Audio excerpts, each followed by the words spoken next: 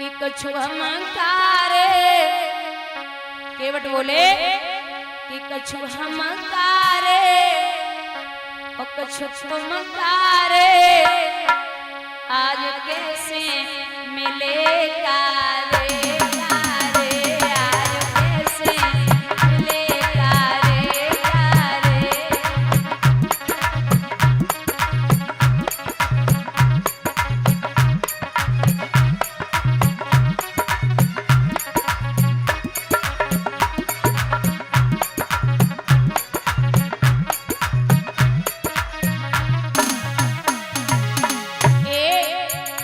तुम नाव वाले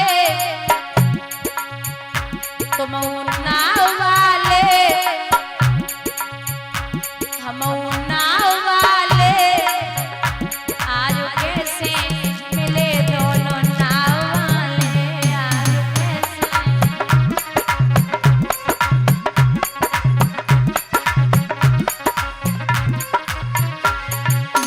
और बुजुर्गों ध्यान देना केवट बोले नाथ जितने तुमने तारे राक्षस जितने तुमने तारे उतने नभ में तारे जितने तुमने तारे उतने नभ में तारे आज कैसे मिले तारे तारे आज कैसे।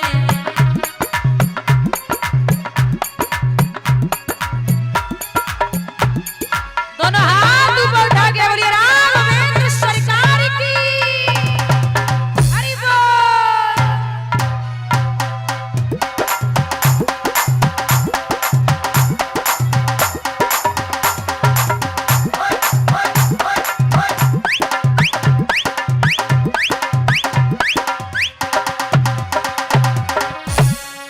और सुनिए प्रभु जितने तुमने उतारे भव से पार जितने तुमने उतारे कछु हमने उतारे गंगा से पार आज कैसे मिलेगा रे कारे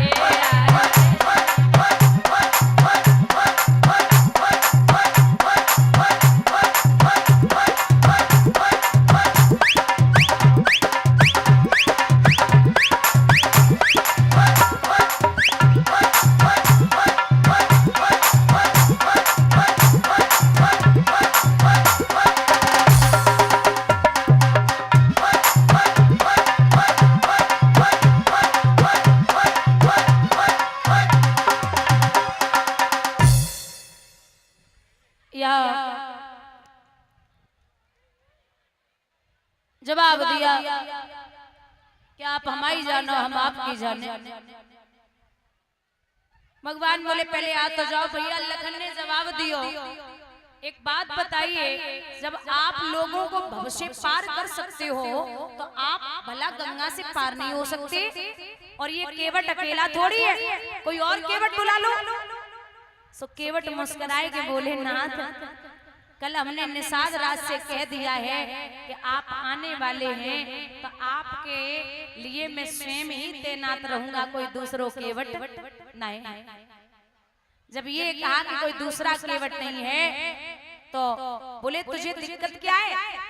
लखन ने कहा दिक्कत क्या है पार कर दे।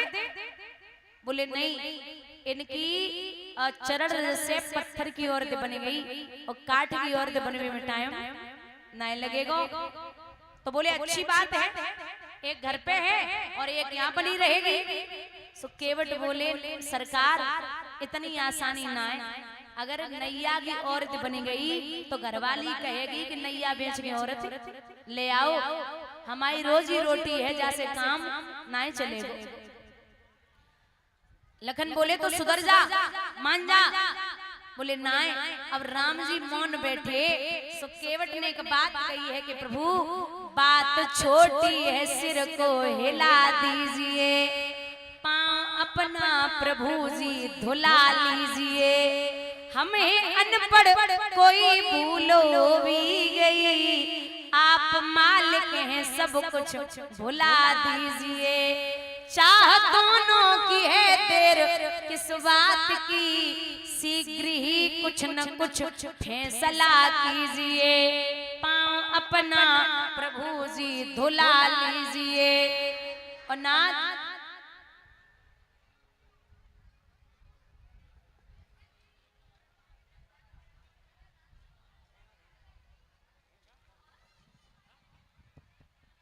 पांव धुलवा के थोड़ी नजर कीजिए, आइए बैठिए और सफर कीजिए।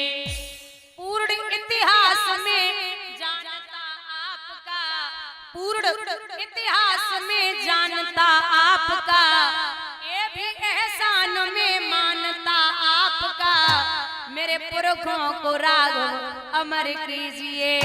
आइए बैठिए और सफर कीजिए, पांव अपना प्रभु जी धुला लीजिए। राम जी मौन बैठे, सो आज केवट बोले नाथ तुम हमारी जानो। क्यों? पूर्व जन्म में जो ये केवट था ये कछुआ था, ये बार बार सतयुग में भगवान के चरणों को छूने की कोशिश कर रहा था।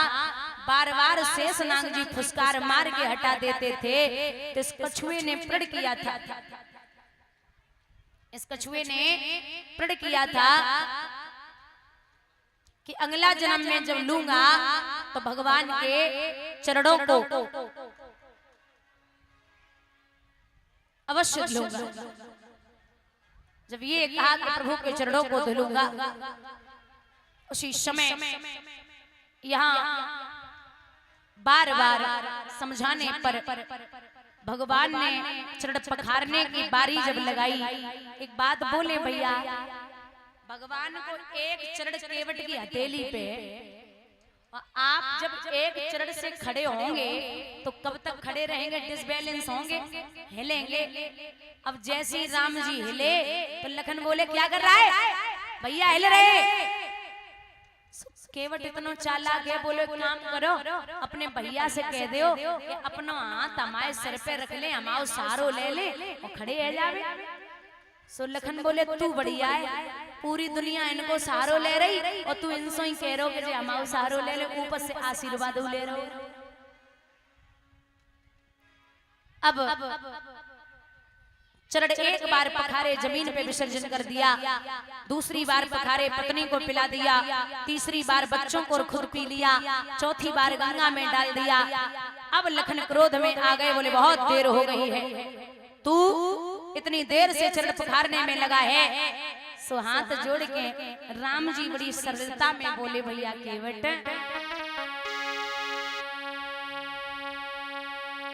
केवट देर क्यों करी है, खेके लगाए दे पल्ली पार को।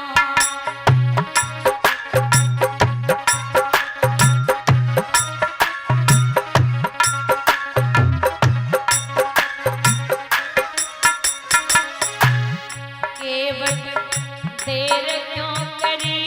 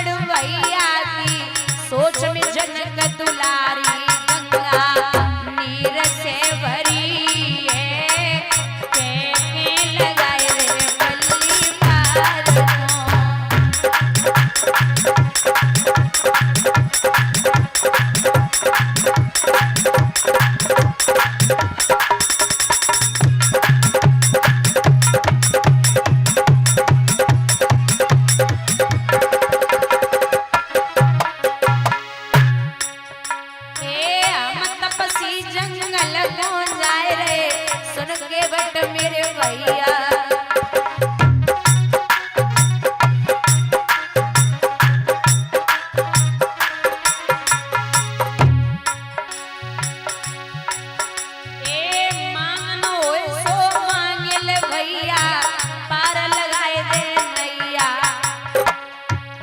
भैया देर क्यों करी है, कहते लगाए दे पल्ली पार।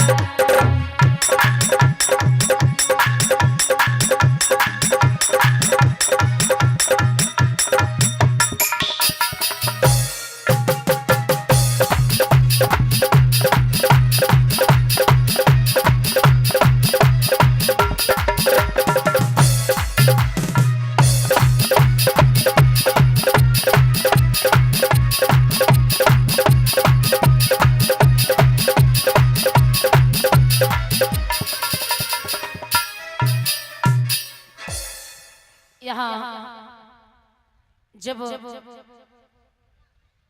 पार किया है केवट ने तो गंगा से पार हुए।